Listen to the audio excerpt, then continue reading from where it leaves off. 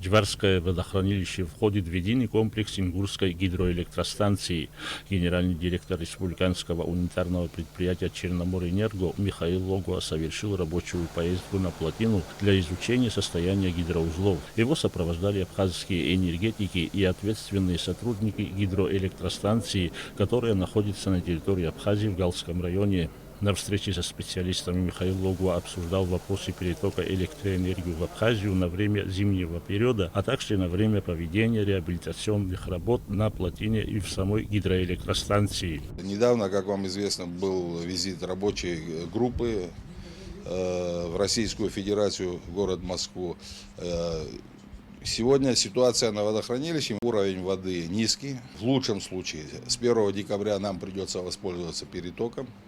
В связи с этим сегодня были проговорены и проработаны технические вопросы при его наличии этого перетока. И хотелось бы сказать, что сегодня уже есть какие-то очертания того, как пройти эту зиму с наименьшими издержками. Никогда еще не было таких высоких нагрузок, никогда еще не было таких погодных условий. Более того, как всем нам известно, в этом году Ингургэс становится на ремонт.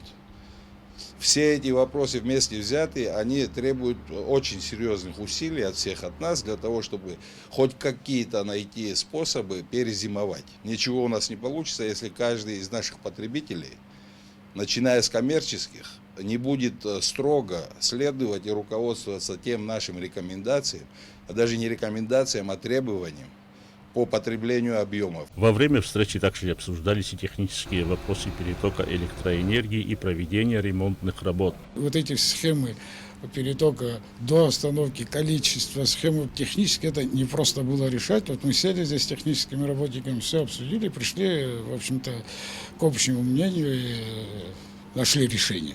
Ремонтные работы на гидроэлектростанции намечены на начало следующего года. Самая главная проблема – это остановка Ингургэс с целью ремонта напорного туннеля.